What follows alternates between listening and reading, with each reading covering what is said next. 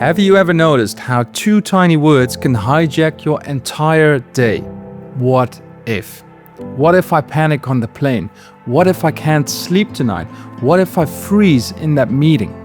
Those two words sneak in like a thief. They steal your confidence before anything has even happened. And today I want to show you a simple way to break out of that trap. And this is for anyone stuck in that loop of worrying about the future, basically anticipatory anxiety. By the end of this video, you'll know how to catch those what ifs and flip them into so whats, so they stop running your life. As always, the more you know about what anxiety truly is and how it works, the easier it is to apply these things. We'll cover these three things today. 1. Why what ifs feel so powerful. 2. The reframe that takes away their fuel. 3. How to practice it in real life. Here's the thing. Every time you ask what if, your brain doesn't treat it like a question, it treats it like a warning.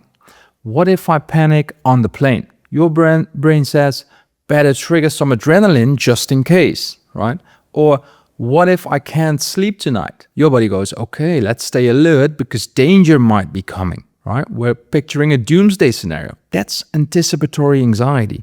It hijacks your mind and body before the moment even actually arrives, if it ever does. And the more you entertain the question, the more tension is built. It's like rehearsing for a disaster that usually never happens.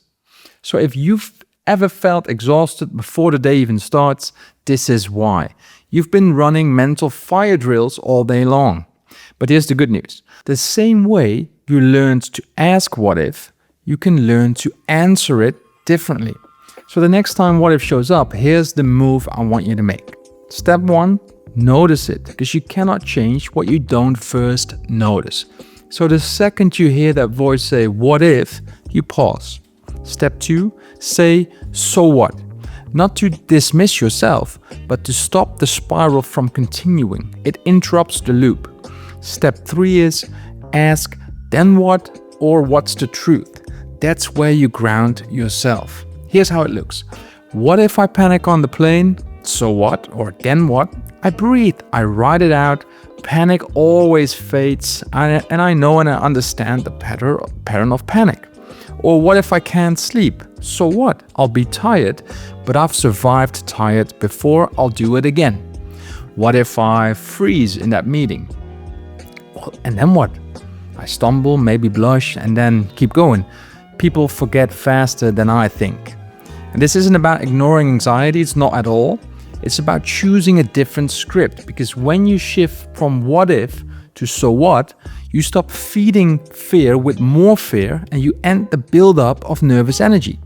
But how do you actually practice this when you're caught in the middle of it? Here's the truth. This isn't a one-time trick.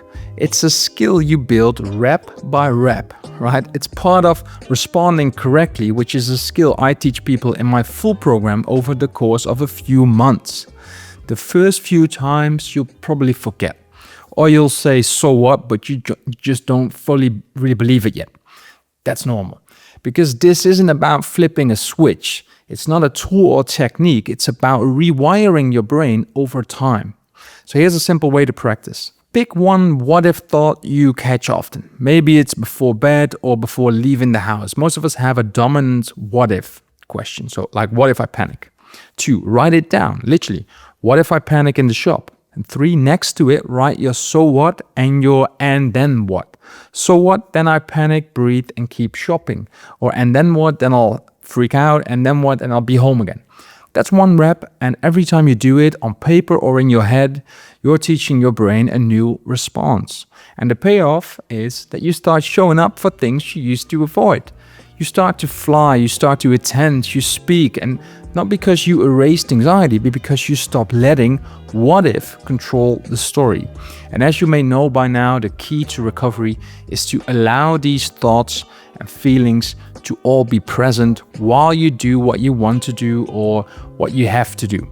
So remember, what if is the trap, so what is the break, and then what is the plan? What are you gonna do next? You won't erase anxiety symptoms overnight, but you can stop rehearsing disasters that never actually come. And that creates space for confidence, for freedom, and for showing up even when anxiety tags along. If this clicked for you, watch my next video about how the IKEA actually helped me fully recover, and to see me apply this in real life before fully recovering and building this online mentorship that I have now. It's the perfect next step. And if you haven't yet hit subscribe, you've got this, and thank you for watching.